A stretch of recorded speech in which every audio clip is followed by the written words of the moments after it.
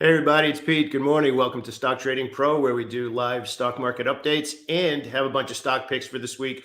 Super interesting week last week. Ended on, I think, what a lot of people probably call a little bit of a bizarre note, where we had a strong 2-hour rally into the close. The entire market set up perfectly as looking for the stocks to trade lower on Friday. We didn't.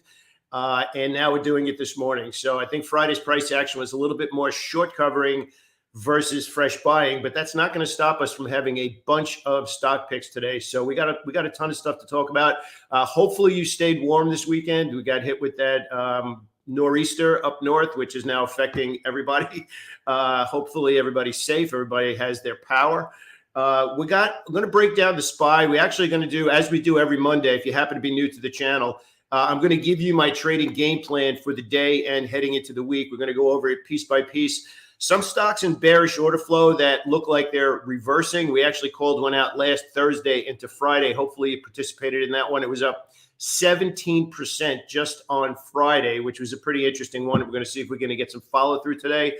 We're also going to take a look at Bitcoin and whether or not Bitcoin is bottoming. It should have gone down. It did not go down. Kind of holding that bid right now. So we're going to take a look at not only some normal stocks that I trade, which are on the mining side, but a couple of processing companies that have kind of tied themselves to Bitcoin, and they got beat up pretty good, including Coin. We're going to go over Coin as well, and whether or not there are opportunities to buy those stocks right now, or we should hang on and wait for those opportunities. We're also going to talk and break down a couple of different sectors. What's kind of fun is I saw a couple of people posting over the weekend about, I can't wait to see what you're going to say about the market because of Friday's close. Friday's close really messed up a lot of plans with conviction, including mine. So we kind of just shifted over into cash flow mode instead of looking to be a little bit more on the aggressive side. There is one sector that I am looking to be a little bit more aggressive on the buying side, and two specific stocks that I'm going to get into. So we have a lot to cover. It's Monday. We're going to get into the entire week. So stick around. I'll be right back. We're actually going to predict what I plan to happen over the next 2 days and then into Wednesday through Friday. So we're going to break it down in a big way right now. Stick around. I'll be back in just 1 second. Okay, so thank you so much for being here with me, everybody. Obviously, everything we discuss here is for educational purposes. It's up for you to make that final decision. We're going to hop right into it. We're going to show you both my 11-page trading game plan coming into today, as well as take a look at the market. And obviously, we're going to start over here with what the market did. We're actually going to break it down in the 15 minutes. This here, I think, is what messed up a lot of people on Friday. We're kind of still neutral considering how we traded on Friday, but this rally right here is really what kind of threw a lot of good game plans into the garbage. There's no other way to put it. And what I mean by that is if you looked at the market on Friday, and specifically we take a look at the SPY, we've had push down and pause, push down and pause. We had the FOMC come out. Bearish news came out right after the FOMC. Thursday traded into an inside candlestick. And then what happens on Thursday? So let's actually set the tone for what we're looking at, right? So we've shifted from all-time highs to bearish order flow over the last, I don't know, let's say 8 weeks. Push down, pause, push down, pause. Then on Wednesday, FOMC came out, did not have the greatest news in the world. We initially got a rally, sold off hard. Thursday paused. So if you could visualize in your mind, we've had this price action where we've pushed down, we hit all-time highs, push down, pause, and we got bearish news where the FOMC, yes, we're starting to raise in March. Now, it got perceived as a little bit of a bullish sentiment in the short term, simply because, okay, we're good for another 2 months. But that's also a problem in the market right now where everybody is such short-term thinking. Nothing changed. They're still saying they're raising it. Inflation needs to be under control. You could say that we have asset bubbles right now, as well as consumer prices on a lot of things are going through the roof. And that's not even discussing the possibility of oil and gas going crazy, depending on what happens with Russia and the Ukraine right now. So here's where it really got messed up, and perfectly planned short sale ideas and aggressive short sale ideas last week kind of went out the window on the close. And I just want to give you, this is a big part of trading as well, is really thinking things through. So you can see here on Thursday, let me actually make that a little bit bigger for you. You can see here on Thursday, we kind of paused. So here's Wednesday, the FOMC. Here's Thursday in the context of this big move down. So I'll just be honest with you. Heading into Friday, I was looking to be a short seller. Everything was pushing to the downside. We paused. The semiconductor stocks, which are strong, are kind of in the garbage right now. The metaverse stocks are kind of in the garbage right now. Interest rates going up. Technology should be getting hit right now. And we found a bid on Friday in the afternoon, which just kind of completely threw off all of those plans. But I'm going to get into that because I'm going to walk you through my entire setup for the week. So we're actually going to cover this right now, and I'll actually zoom this in a little bit. But here's the biggest point that I want to get across. I had a short sale bias heading into Friday because of all of those things. Now, again, a lot of people in our community, instead of short selling, if short selling is new to you, they're trading the inverse ETFs. Those go up when the market goes down. So if you're not comfortable with short selling and you only like to be a buyer, it might be something for you to consider. But here's the big thing I want to get across. And this is really what separates somebody from, I'm really trying to be a trader, from I just want to be right. If you're trying to be right, you're going to lose money. You're going to be separated from your capital, and you're going to find trading to be very aggravating. I had a really detailed game plan for Friday where everything looked like the market was going to go down. And, we just kind of held the bid, drifted sideways, and rallied. So I didn't short sell. When it didn't follow through in the morning where we took out the lows on Thursday, it was the perfect setup to see everything go down, and it didn't happen. So this is why it's so important to understand having a watch list of, and I'm going to show you this in a second, of stocks in the bigger picture, and making sure that as the market's unfolding from 1 hour to the next, 1 day to the next, 1 week to the next, you're literally following the order flow. And I'll show you what I mean here. This is where we're watching it on a day-by-day basis. But more importantly, we're watching it from the day, the week, and the month. And you're watching money flowing in, you're watching money flowing out. And the more obvious it is in the time frame for your objective, whether it's a day trade or a swing trade, you need to be on top of that. So the biggest thing I want to get across here, which I think is really important, first, we never, on these calls, we never say what happened yesterday. Everything that we do, which is what I think makes us just a little bit different on these on the stock picks that we do, everything is about going forward. Who cares about what happened yesterday and last week? All we care about is, okay, here's how the market's unfolding right now, and then what do we plan to do about it going forward? We're not armchair quarterbacking here. We are looking for new ideas, and hopefully on these calls, you're getting the depth of the analysis that you need to put into it. And we call that building an argument when we're reading the tape. We want to be a buyer because of this, and because of this, and because of this, and because of this. Then we justify accepting risk because of all those ideas. Here's the point that I want to bring back to about Thursday into Friday. Thursday was setting up for market to go down on Friday, looking that majority of my game plan, quite honestly, and it did not unfold. So did I just say I wanted to be a short seller today and just short sell because that was my game plan? No, I adjusted to the way that, and I just want to pull this up on the screen again. I adjusted to the way that the market was unfolding. I adjusted to the fact that order flow was rotating differently, including technology stocks, which found a bid. Believe it or not, consumer cyclical stocks here on the bottom of the performance was actually one of the pockets of opportunity on Friday. So we kind of adapted to wanting to be a little bit more aggressive, expecting stocks to go lower, to cash flow trades on Friday. And actually, I didn't plan on showing you this, but I think it's a really important thing to be on top of as well. Let me see if I can pull this up for you. Yeah, I'm going to first pull up this, and then I'm going to pull up this. I just want to really bring this home in a big way. So I want to show you the first one and how it translated into ideas into the second one. So every day I talk about, this is one of the ways of setting up your screen. So you can see I have all the different major sectors in here. I don't have utilities or real estate. It's pretty much the ones that I actively trade. This top left-hand corner, it's basic materials, consumer defensive, and so on, right? But what we're looking for, and this is a really big clue. And what I'm showing you here is the 60-minute chart, because this happens to be a snapshot of how I'm doing it intraday while I'm watching the order flow rotate. It could be the same exact thing on weekly charts for your swing trades. The point is, you need to have this set up. I just can't express this strongly enough. If you want trading to be easier, if you want trading to be where you're in control, it doesn't matter what's happening in the market, It will only happen when you're ready to make decisions. It's kind of like you have a dashboard ready for your car. You understand I'm doing 65 or I'm not, that kind of thing.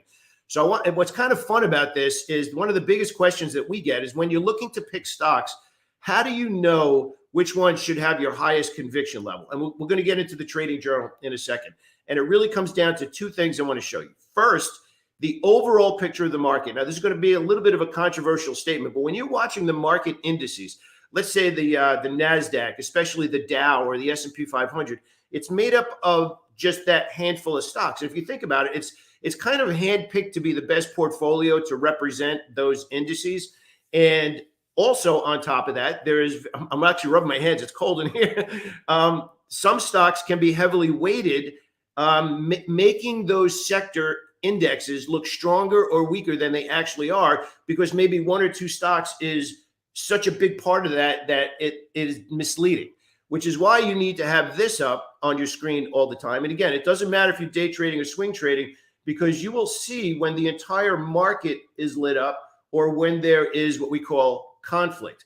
Now, here's the next part. How do you know when to size up into a particular industry group of stocks? Well, this is the first way. All right. This is the first way where the entire market and the stocks that meet certain criteria, which in this case for me, average over 2 million shares per day and have at least 1.5 average true rate. So I have volume and volatility. That's the perfect recipe for me for which stocks should be in play every day and give me a chance to create some cash flow and some swing trades with conviction. But here's the exciting one. So let's say that's in place. Now we work our way over, and this is all tying back into today's price action. Then we work our way over into Friday. Let me actually make this a little bit bigger for you so you can see it. So this was Friday, and you can see consumer cyclical. Now, if we look at the radar screen of consumer cyclical, it's actually on the bottom over here. So I just want to get this across because this is really important, okay? Consumer cyclical in the bigger picture is at the bottom of the list. But during the day on Friday, there was this pocket of opportunity where all of them lit up at the same time. So that whole sector, that whole industry group of stocks at that moment, which was basically a 2-hour moment. Now, again, it doesn't matter if you're swing trading, because I'm walking you through a scenario of how fast we shift and pay attention to the order flow as a day trade, but you could do the same thing on longer time frames. But it's kind of an interesting one. So what's kind of fun here is you can see this consumer cyclical on the bottom, but then during the day when I took this picture, we had all of these electric vehicle stocks, LCID, Rivian, Tesla, EVGO, BLNK, charging stations, right? NEO, FSR, and ChargePoint, right? All of them lighting up in that pocket of opportunity. So when you have your screen set up properly, which obviously is a big part of what we do in our boot camp, your software is literally spitting out what you're supposed to be paying attention to. So you have your game planning going into the day, which is what we're going to discuss right now. Here, you have your game planning going into the day. We're going to talk about all the ideas I'm looking at today. And then you have the market actually unfolding. So you should always have those two pieces of information, or for the two potential ways for you to make money. It's just being prepared.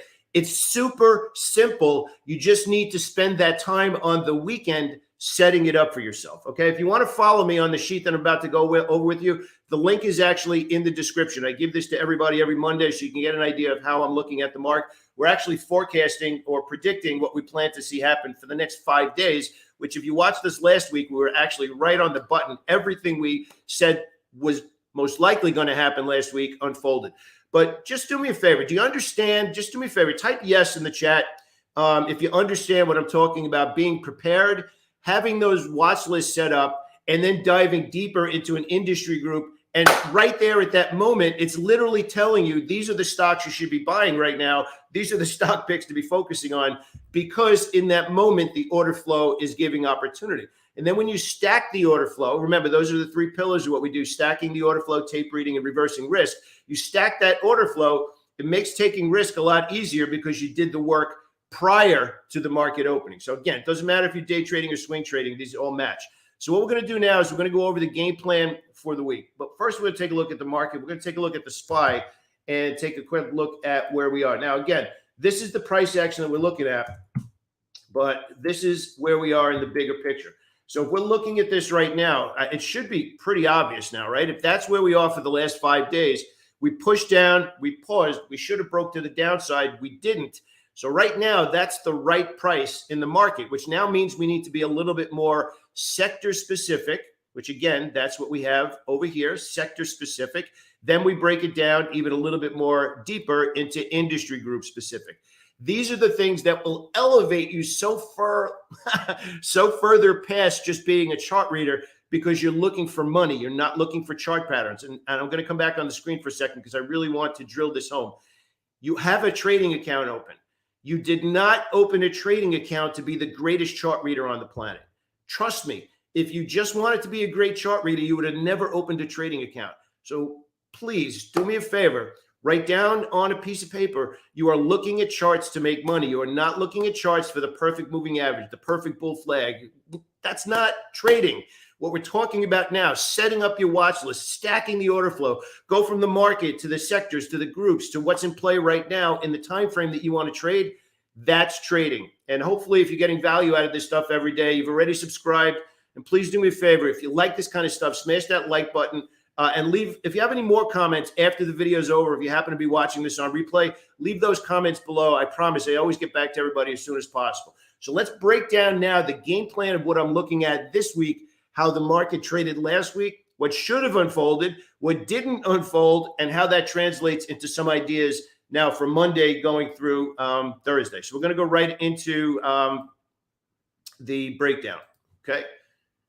And again, if you want this, the link is below the video for this, okay? All right, so after the FOMC last week, the market was primed and set up perfectly for an aggressive short sale. So now again, if you're not familiar with short selling, it means that you are betting that stocks are going to go down, okay? I just want to be clear because a lot of people are mostly just buy, long only looking for trades to the upside, okay? I just want to be clear about that. The market paused, traded into an inside day on Thursday. Then Friday morning prices broke below the low of the inside day. So just to give some context there, the market did exactly what we expected it to Thursday into Friday after Wednesday, but did not follow through. So remember, if this happens, then I plan to do this. If it goes down, then I plan to trade aggressively on the short side. If it goes down and does not follow through, I get out of the trade, scale back a little bit, and then go right over into the sector sheets that I just showed you, which are these things. Again, so we're paying attention to what's going on in the overall market as it's unfolding, okay? There's an important point here, and I want to make sure I want to make sure it doesn't slide by. I had a game plan for Friday that did not unfold. It happens to everybody. Our job is to set up trades that have the highest likelihood of following through. The game plan that we had on Friday, the bulls stepped back in, held the bids, sellers dried up, and we just kind of drifted sideways. And then we went into some shorter term activity for cash flow type trades on Friday. We also had another trade that we called out Friday morning. I hope that you participated in it because the stock was up huge on Friday. The point I want to get across is if you game plan and it doesn't follow through perfectly, that does not mean it's a bad game plan. It simply means that the market changed. Be nice to yourself because that's normal trading. It's not when it doesn't follow through. What you're missing is when it does follow through, you need to get paid. I can't stress that strongly enough. Stop focusing on the times it doesn't follow through. Take your loss, step back, be in cash, whatever you have to do. It's when it does follow through that you must get paid. Write that down, please. All right, so we're going to get into the rest of the plan.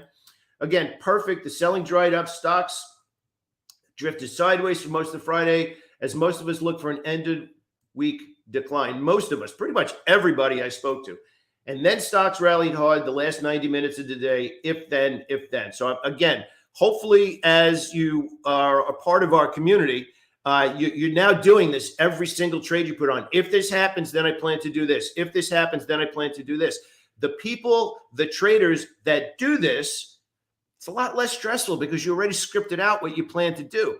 The traders that get stuck in bad trades, that hang on to losing trades, never planned it out and don't have if-then scenarios. I'm telling you, if you want to dramatically change the stocks that you buy, your stock picks, make the stock market a lot easier for you, if this happens, then I plan to do this. It's really simple. But here's the thing. Even if you do, if this happens, then I plan to do this. You still need to take action on what you said you plan to do. Having a plan and following it is not the same thing.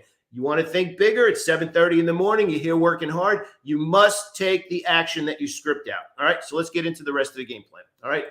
Consumer cyclical, specifically electric vehicle stocks, found bid. All right. Tesla traded into what we call a bullish U-turn and at the 200 period moving average. So pretty interesting. So Tesla reversed. A lot of those electric vehicle stocks reversed.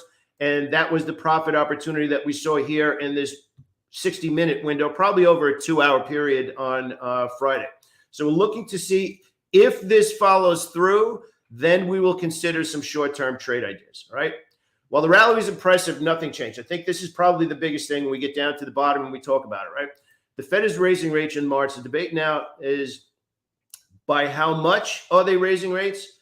How often for 2022? Do they raise rates twice, 3 times, 4 times, 5 times? That's going to be the big thing. So here's what we're looking at. The headlines to watch are inflation, consumer prices, and asset bubbles. The more we see these types of headlines become a fear factor in the market, the greater the odds of the market rolling over and going to the downside. We also have the Russia-Ukraine situation on the table. If the scenario escalates, then oil prices will accelerate to the upside. CVX traded lower on Friday after earnings, you can see here, but it's the stock I've had the most success trading so far.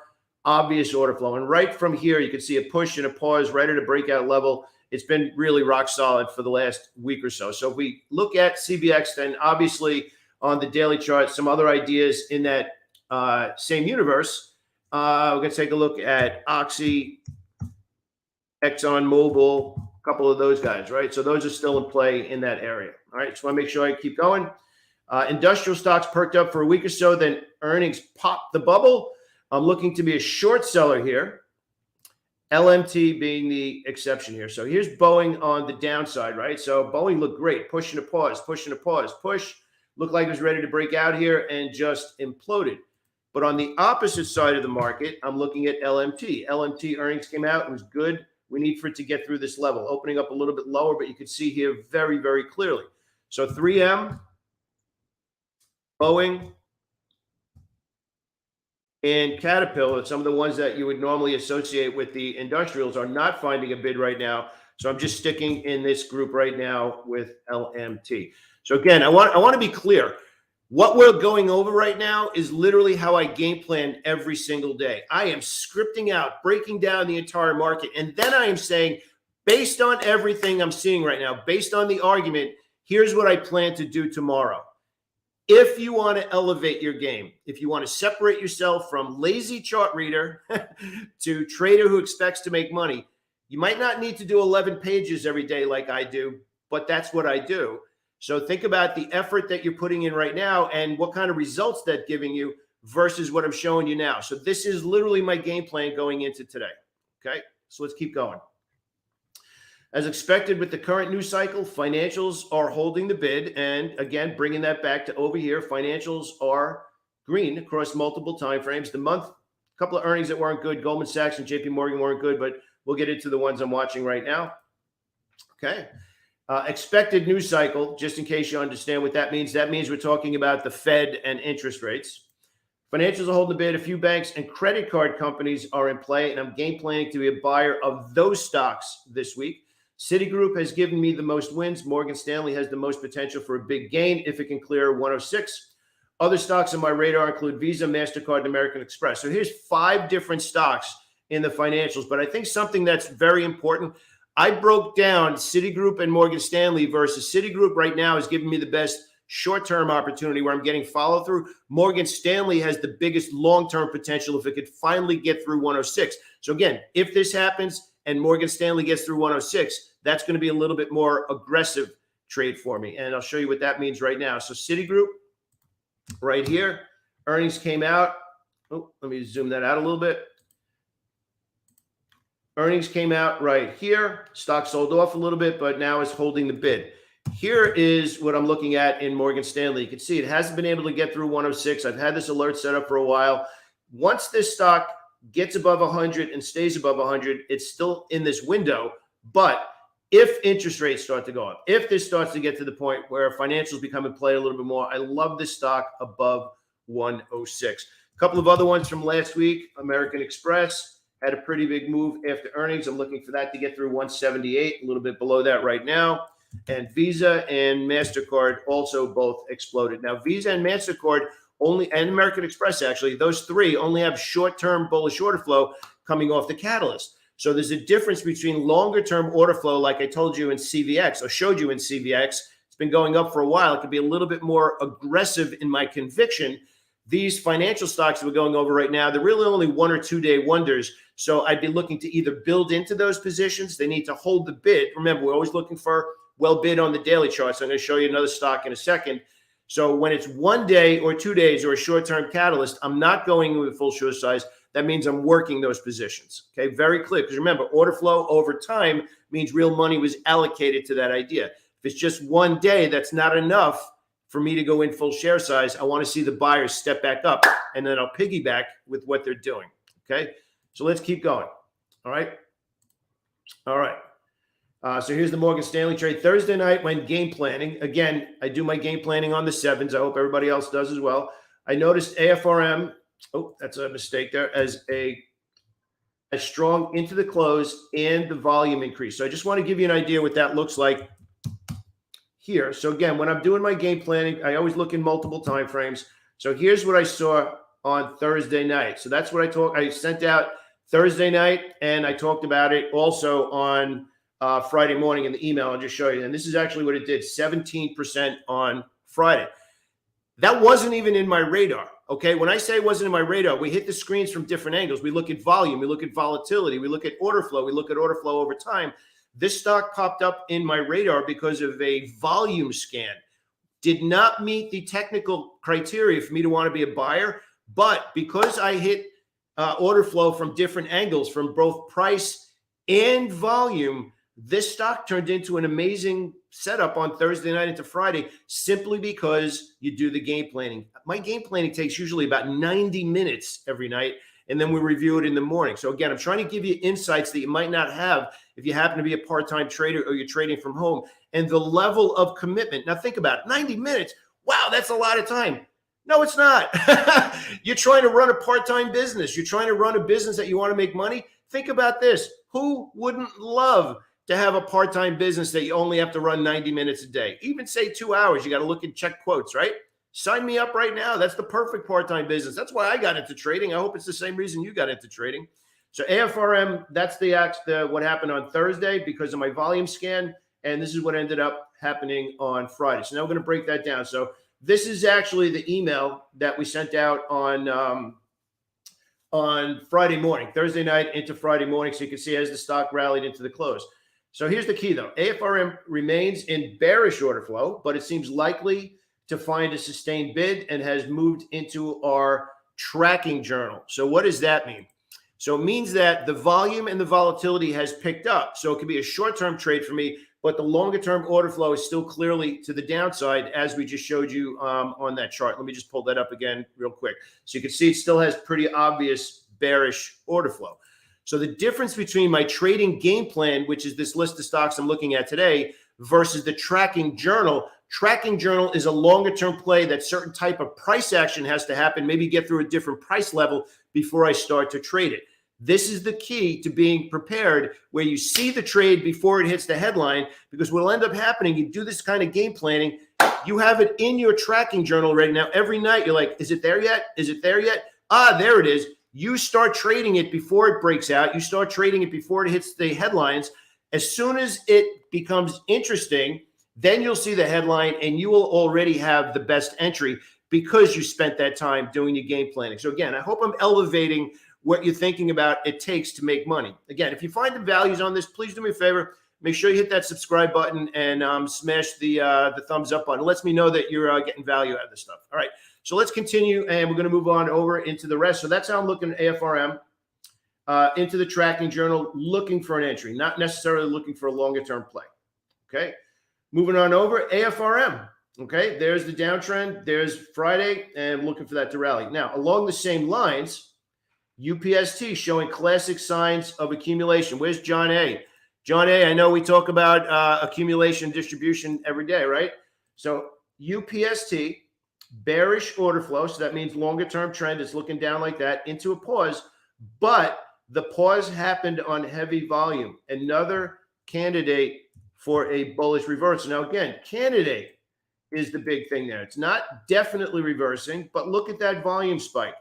All of a sudden, it changed. Clearly bearish order flow, but a volume spike. So again, if you know classic technical analysis, you want to see a push on heavy volume, a pause on light volume. That means that you can reasonably expect that push, that order flow to continue in the same direction. What we see here now in UPST is a push down and a pause on heavy volume. Now, does that mean we just get in and start buying it? No, it means we've spotted that something changed. So now that means we'll be looking for buyers to start stepping up in the stock. And now from one day to the next, if that happens, then it moves from our tracking journal into our trading journal. So I want to give you a clear visual of what that looks like right here. So again, let's please not misquote me. It's an idea that is interesting to me now because the price action and the volume changed. There's a disturbance in the force. So now that there's a disturbance in the force, I'm looking at the stock differently. But here's the thing.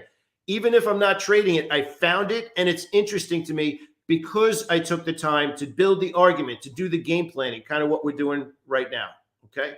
All right, speaking of potential bullish reversal, Bitcoin is holding the bid. The recent pause for a while looked like the path down to 30,000 was self-fulfilling prophecy, but hold off on the short key. Not yet, right? Price needs to get above 39,000. So here's what I'm looking for in Bitcoin and how it's going to translate into some other ideas. Here's the bearish move that should have followed through to the downside and hasn't. Remember, if it does, then I'll be looking for Mara, PayPal, and SQ, which is now blocked, to reverse. Coin also traded into a bullish U-turn on Friday. Not a trade there yet. Let's be clear about that.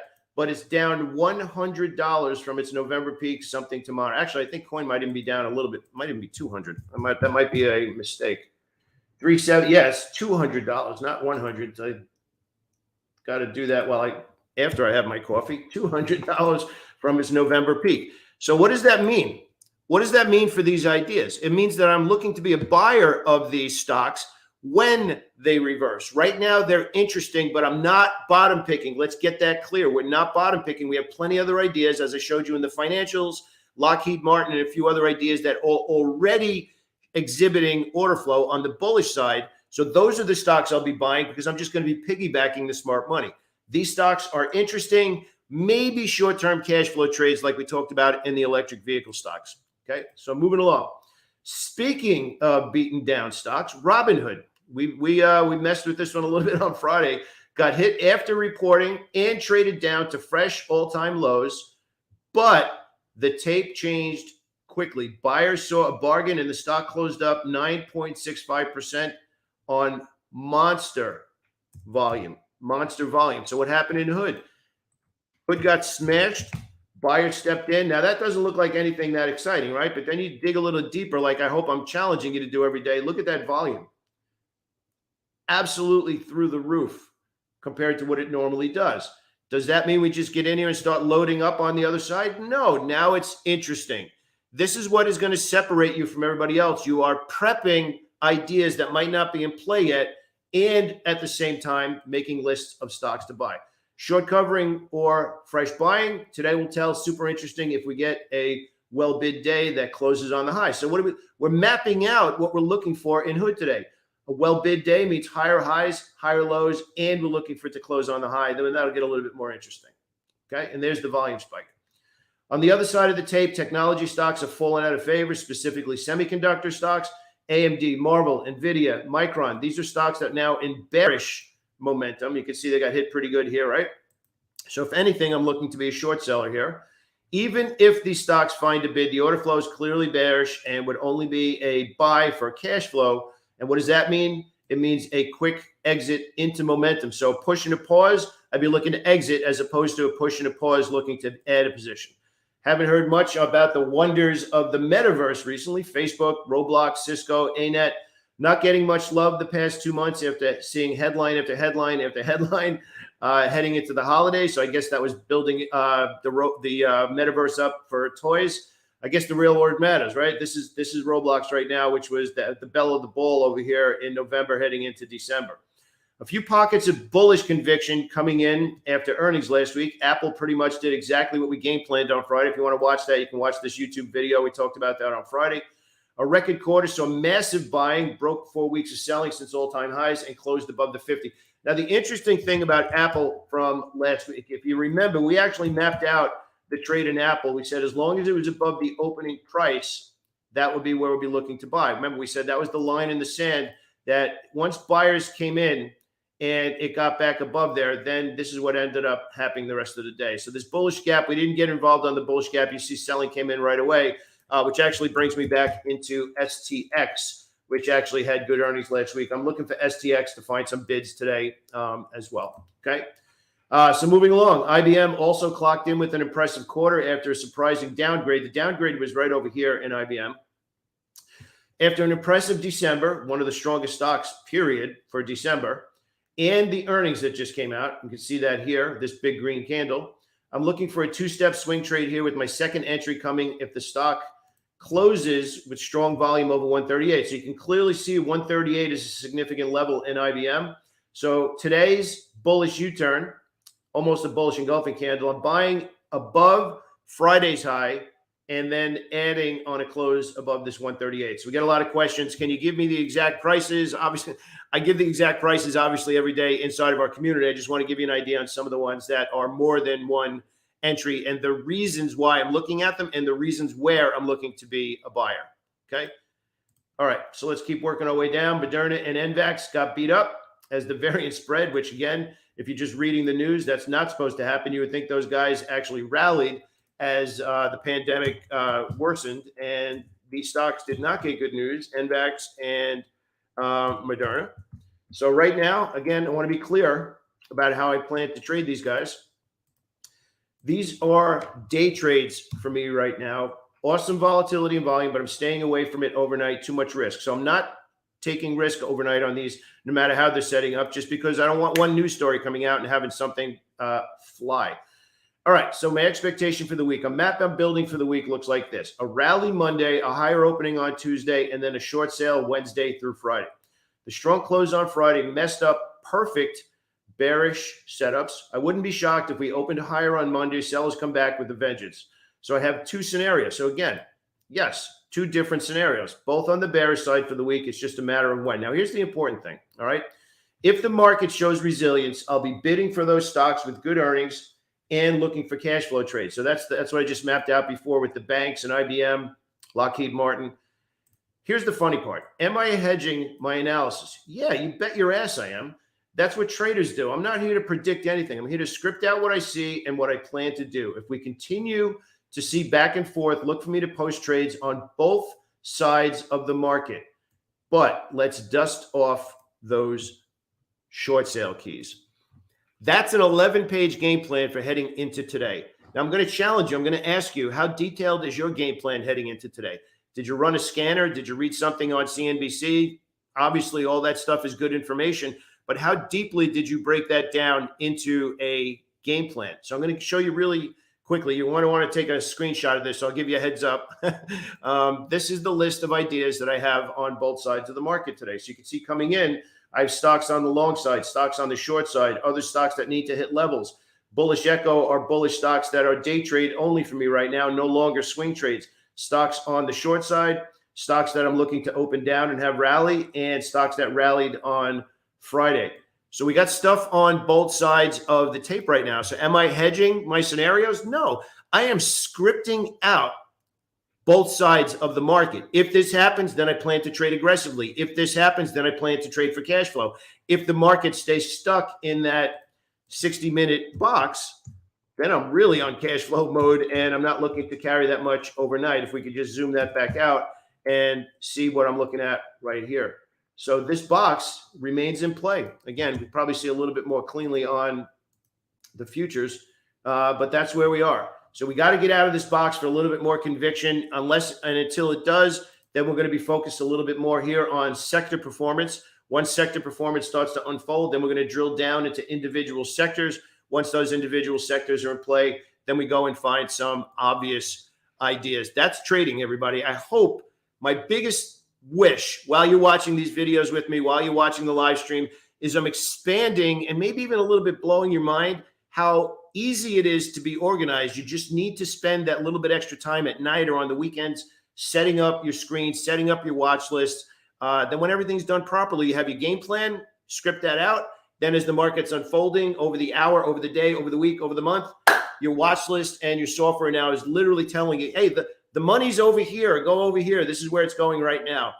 That's what it means to elevate from chart reader to trader. And I hope that I'm doing a good job when I do these videos, expanding maybe what you're doing right now and helping you get a little bit more organized. So I want to thank you so much for joining me. I have to head out. We got to go to another, I got my game plan meeting in a bit. If you want to learn, I walk you through how to set up all of this. If you want to get involved in our boot camp, there's a link for that in the description as well. If you want to find out about what's going on there too. Have a great day, everybody. Smash that like button. Make sure you hit subscribe, and I'll see you tomorrow morning. Have an awesome day, everybody. Thank you so much for joining me.